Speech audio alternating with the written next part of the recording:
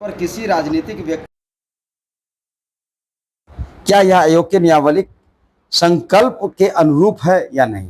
दूसरा क्वेश्चन है कि इनके पत्रांक दिनांक 13/6/2005 आयोग की सामूहिक संतुति या अध्यक्षीय स्वीकृति से निर्गत हुआ था अथवा यह उपाध्यक्ष की व्यक्तिगत पहल थी।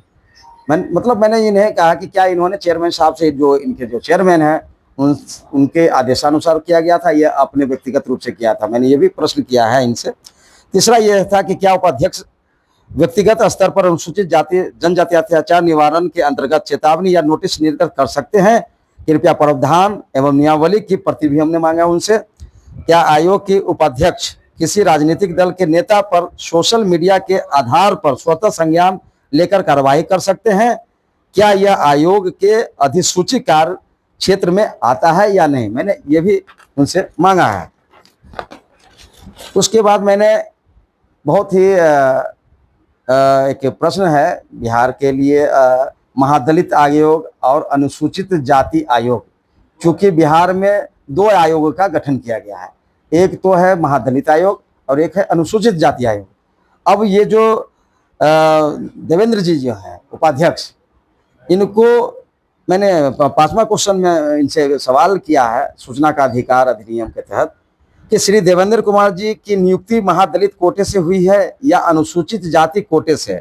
अगर वे महादलित कोटे से हैं तो अनुसूचित जाति आयोग में नियुक्ति नियम सम्मत है या नहीं, किस प्रकार इनको भाई नियुक्ति होगी। चूंकि तो महादलित से आते हैं और इनको अनुसूचित जाति प्रकोष्ठ में उपाध्यक्ष दिया गया है, तो इन बारे में भी मैंने क्वेश्चन किया है सूचना का अधिकार से। छठा है कि आयोग के उपाध्यक्ष पद हेतु निर्धारित योग्यता, चयन प्रक्रिया और अनुशंसा प्रक्रिया क्या है, कृपया उसकी प्रमाणित प्रति भी मैंने उनसे मांगा है। क्या आयोग का कोई पदाधिकारी आयोग की कार्य सीमा के बाहर सोशल मीडिया या मीडिया रिपोर्टर्स के आधार पर प्रत्यक्ष या पत्र या कार्रवाई कर सकता है, प्रत्यक्ष पत्र या कार्रवाई कर सकता है, ये भी मैंने क्वेश्चन किया है। और 8वां क्वेश्चन है कि आयोग द्वारा जो इनके जो पत्र हैं उसके संदर्भ में कार्यकाल जो कार्यालय फाइल नोटिंग शीट, जो महत्वपूर्ण दस्तावेज होते हैं, जब किसी को हम नोटिस जारी करते हैं या किसी को सम्मन करते हैं या किसी को बुलाते हैं, आयोग का जो पहल होता है, तो इससे पहले किसी भी कार्यालय में फाइल नोटिंग शीट लिखा जाता है, नोट शीट लिखा जाता है। तो मैंने नोट शीट की भी मांग किया, उसकी प्रमाणित कॉपी मांग किया है कि इससे पहले जो इनके जो अपमान जो लगाया गया है तो कहीं रजिस्टर रहा हुआ है या किस तरह का जो नियम संगत के अनुसार जो भेजा जाता है। तो मैंने ये भी मांग किया है कि ये फाइल नोटिंग शीट भी हमें निर्गत किया जाए तथा उक्त संदर्भ में, इस संदर्भ में दैनिकी प्रगति रिपोर्ट की प्रमाणित प्रति भी मैंने मांगा है। किसी कंप्लेन का अगर कोई करता हो या ये है तो नियम अनुसार जो होता है कि उसकी रिपोर्ट लिखी जाती है, उस पर टिप्पणी लिखी जाती है।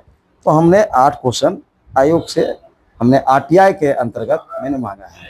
यदि आरटीआई के तहत में 8 सवालों का जवाब मांगे, यदि आपके सवालों का जवाब मिल जाता है या नहीं मिलता है, इसके लिए फिर आगे आपका क्या बनेगा? देखिए, आरटीआई के अंतर्गत नियम बनाए हुए हैं। अब अगर इनका नियम है कि अगर आप 30 दिन में जवाब नहीं देते हैं तो इसके ऊपर भी आप अपील कर सकते हैं। अपीलीय प्राधिकारी को आप इस बारे में कि आपका सूचना मिला या नहीं मिला या गलत सूचना मिला, अगर गलत सूचना मिलती है तो आपका ये जो नियम है क्या कहता है उसको देखकर आपको बताना होगा कि नहीं, इन्होंने जो सूचना दिया है वो गलत है या सही है। उस बारे में भी अपीलीय प्राधिकारी को लिखा जाता है। अगर अपीलीय प्राधिकारी भी सूचना का अधिकार अधिनियम के तहत जो नियमावली है, अगर अपीलीय प्राधिकारी भी इस बात को नहीं अगर खंडन करता है या आप संतुष्ट नहीं है तो आप अपील में जा सकते हैं, मतलब राज्य सूचना आयोग में भी जा सकते हैं। और वो राज्य सूचना आयोग का जो निर्णय होता है उसके निर्णय के डिसीजन देता है। इस पर नियम बना हुआ है। अगर मान लिया जाए कि इन्होंने गलत किए आरोप प्रत्यारोप लगाया है और ये साबित हो जाता है तो प्रतिकूल अभियुक्ति भी होती है, उस पर जो भी कुछ थोड़े बहुत राशि वगैरह भी है, फाइन वगैरह भी है और उनके कई प्रतिक्रिया हैं। तो वो तो अब समय बताएगा कि क्या है। उसके बावजूद ही नहीं आती है तो फिर तो वो उस मामले को आप कोर्ट में भी देख सकते हैं। क्या लिखता है ये सब जो है उठाई जा रही है, ये राजनीति के एजेंडा तो नहीं? देखिए, दिखता तो यही है दिखता तो यही है कि ये कोई अगर मान लिया जाए कि अगर आयोग का कोई भी पदाधिकारी, अभी बिहार में इतने सारे दलितों पर अत्याचार हुए हैं, मर्डर हुए हैं, केस हुए हैं, अभी पोल्ट्री में जो बलात्कार का, बालिका बलात्कार जो हुआ है, उस बारे में आयोग का हस्तक्षेप होनी चाहिए थी। 4 घंटा एम्बुलेंस में बच्ची तड़पती रहे, है ना, उस पर तो आयोग ने नहीं बोला। माननीय चिराग पासवान जी के जो घर से माननीय ये भीमराव अंबेडकर जी का जो तस्वीर फेंका गया, उस बारे में तो आयोग ने किसी तरह का कोई पहल नहीं किया।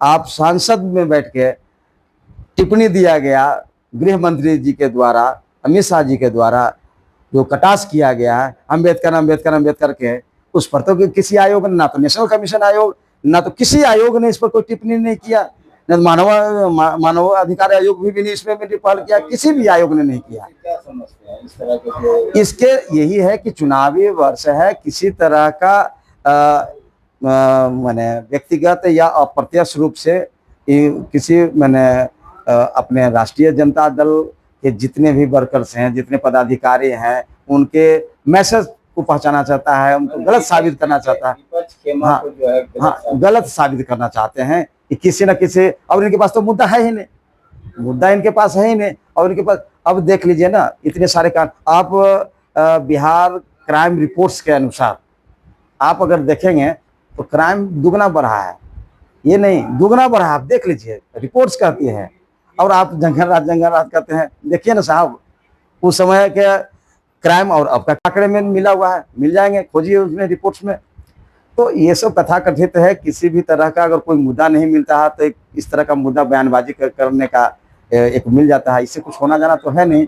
और रह गया कि हमारे आदरणीय माननीय लालू प्रसाद यादव जी जो हैं गरीबों के मसीहा, ये सारे लोग जानते हैं, समझ गया। और जंगल राज में इन्होंने तो सामाजिक न्याय को आगे बढ़ाया है, समझ गए।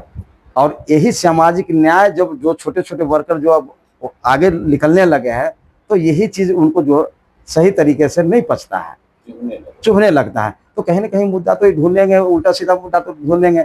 अब रह गई बात कि हमने तो कोई टिप्पा टिप्पणी तो किया नहीं, मैं तो ये जानता हूँ जो नियम क्या है उस बारे में हमने आरटीआई किया है। अब सामने देखते हैं कि हमारे पास जो मैं राज्य सूचना आयोग का जो मैंने मांगा है उस पर क्या ये लोग जवाब देते हैं, उस पर आगे देखें।